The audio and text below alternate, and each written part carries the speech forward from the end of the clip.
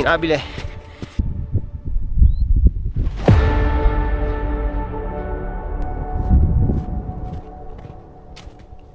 Una cima facilmente raggiungibile, situata tra la Val di Zoldo e la Valle del Boite, dove si apre un'apertura panoramica a 360 gradi su tutte le Dolomiti Bellunesi e non solo. Benvenuti sul Monte Rite, ma andiamo con ordine e vediamo come sono giunto fino qui.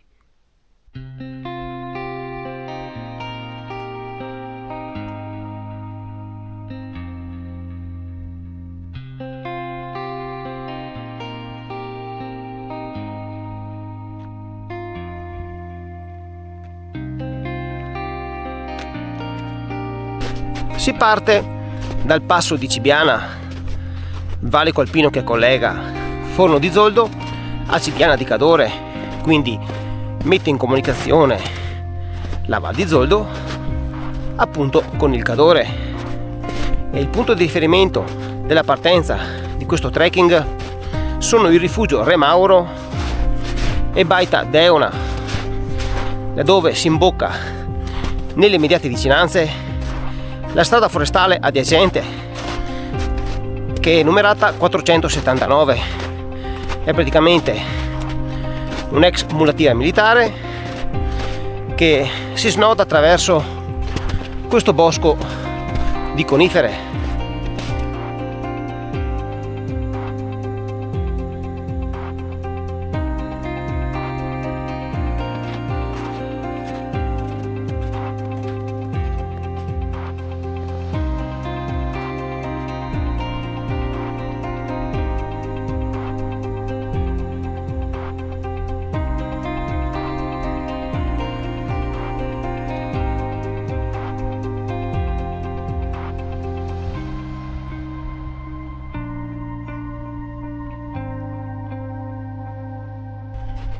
Fin da subito questo percorso mi regala delle bellissime aperture panoramiche.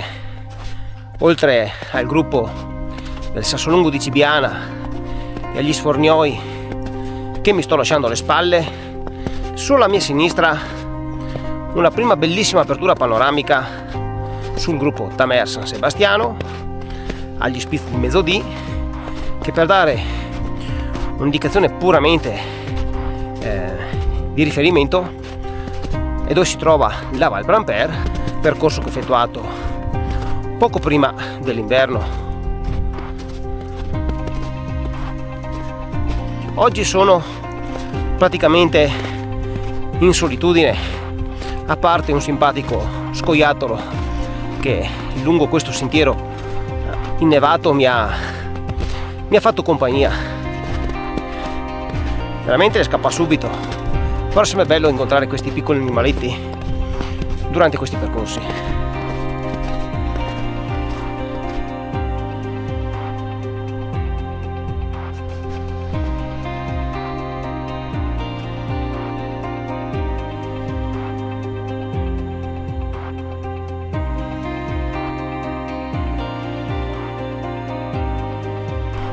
Giungo quindi al primo bivio di giornata. Sulla sinistra c'è l'interessante possibilità di seguire il sentiero boschivo che va in direzione a Col d'Orlando e anche al Monte Rite. Io, per ragioni di sicurezza, visto e considerato le abbondanti nevicate dei giorni precedenti, scelgo di mantenere pur sempre il sentiero boschivo, ma sulla comoda e larga carreggiata della vecchia mulattiera militare, che in definitiva è il percorso che esegue la navetta durante il periodo estivo per portare le persone fino al Mesner Mountain Museum.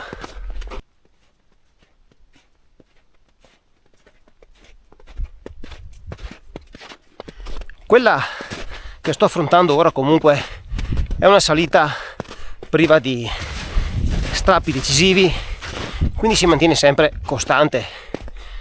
Una annotazione importante è che questa strada forestale, che è praticamente una serpentina che percorre diciamo tutto il fianco della montagna, va affrontata comunque, almeno in questa stagione, con la giusta precauzione. Ad oggi si prospetta una bellissima giornata di sole, ma non per questo va sottovalutata, perché il mio occhio è sempre attento sia alla strada, quindi al percorso, e l'altro è rivolto sempre verso l'alto, perché potrebbe essere potenzialmente a rischio valanghe. Fino a questo momento comunque qualche piccola scarica è già venuta nei giorni precedenti, quindi fino ad ora e fino a quando le condizioni in totale sicurezza me lo consentiranno, continuerò a salire.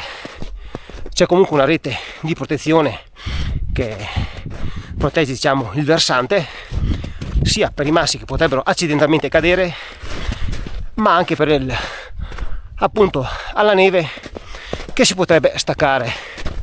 Ripeto, massima attenzione quando si affrontano questo tipo di percorsi, nonostante possano sembrare banali.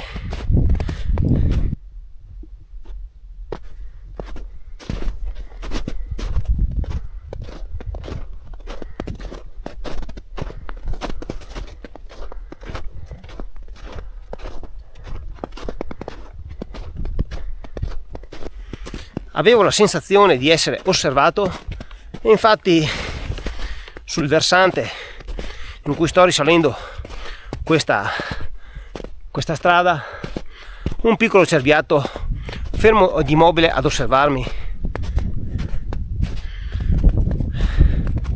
Stupendo.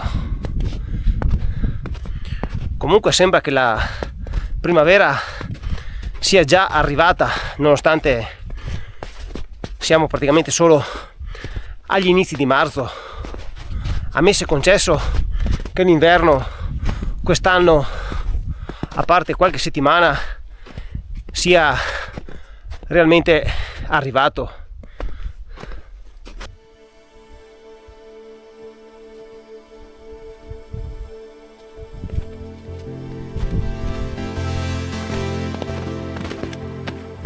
Prima ho detto salita costante e mai decisa.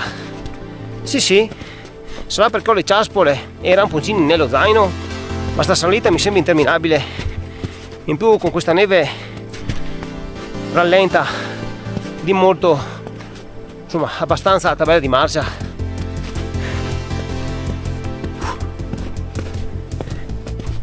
Andiamo, chi si ferma è perduto.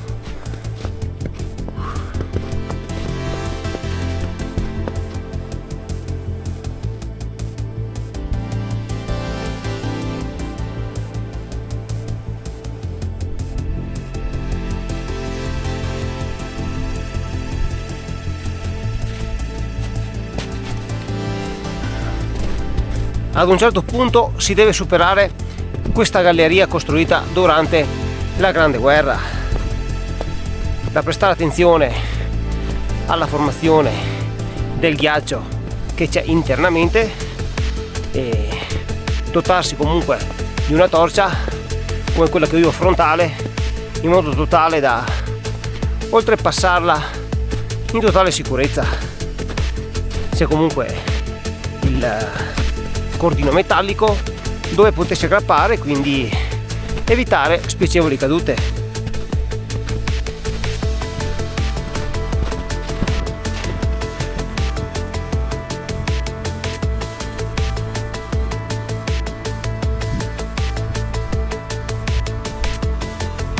Già da qui il panorama è qualcosa di eccezionale.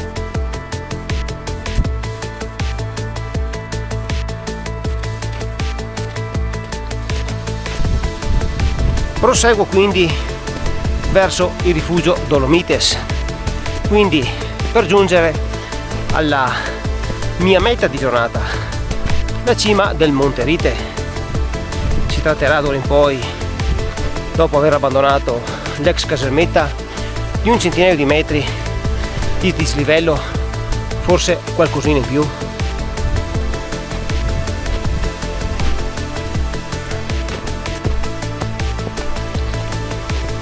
e man mano che ci si alza di quota comunque le vedute panoramiche sono da togliere il fiato. Straordinario.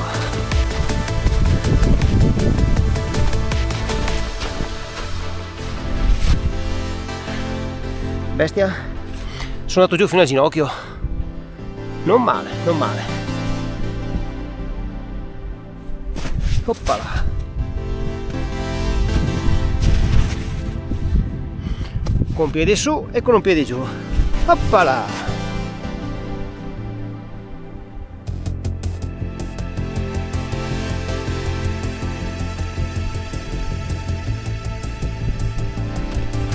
Raggiungo e mi lascio alle spalle quindi Forcella Deona, importante snodo di sentieri. Si potrebbe scendere verso Bordo di Cadore, quindi verso il rifugio Talamini, ridiscendere al Passo Civiana, quindi per compiere un bel giro d'anello, o proseguire come sto facendo ora io per raggiungere il rifugio Dolomites. Oppa.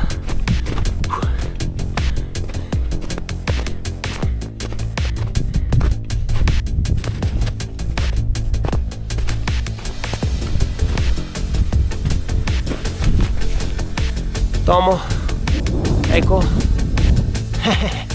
in ginocchio da te, oppala, avanti.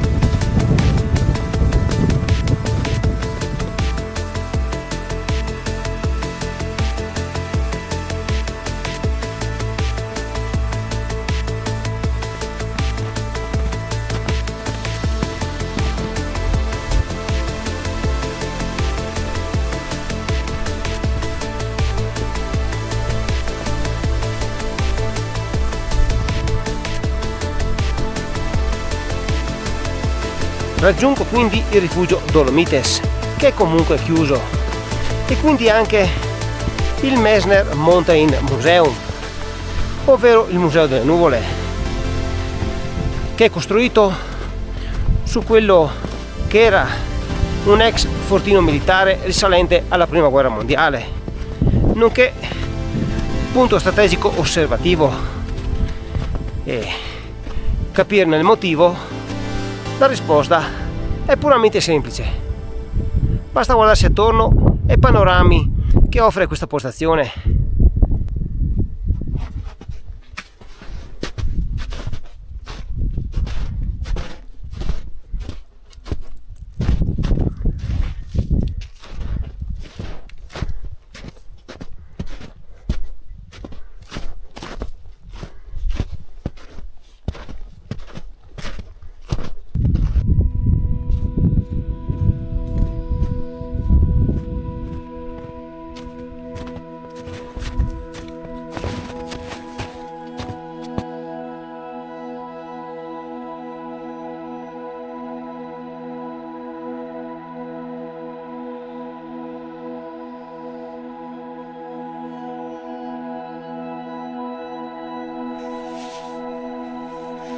E mangiare, signori, in una posizione così non è roba che capita tutti i giorni.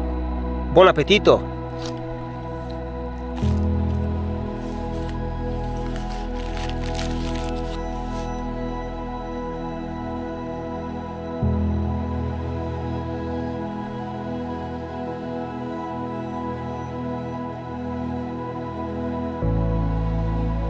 In circa 3 ore dal mio punto di partenza raggiungo la cima del Monte Rite, dove si apre un'apertura panoramica a 360 gradi su tutte le Dolomiti. A partire dalla Civetta, la Regina Marmolada, il Monte Pelmo, il Lastoide Formin, Cima Ambrizzola, il Gruppo delle Tofane, il Sorapis, il Monte Antelao, le Marmarole, le Dolomiti Friulane con il Monte Duranno, il Sassolungo di Cibiana, il Gruppo degli Sporgnoi, qualcosa di assolutamente incantevole, straordinario, giornata fantastica.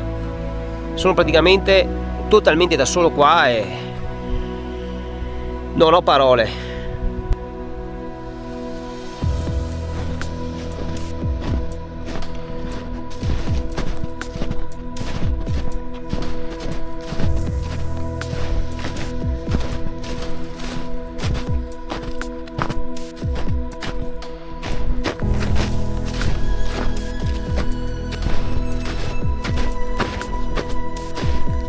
Abbandono quindi i 2183 metri del Monte Rite, seguendo la seconda via d'accesso per la cima, quindi compiendo un piccolo giro ad anello e ritornando a Rifugio Dolomites.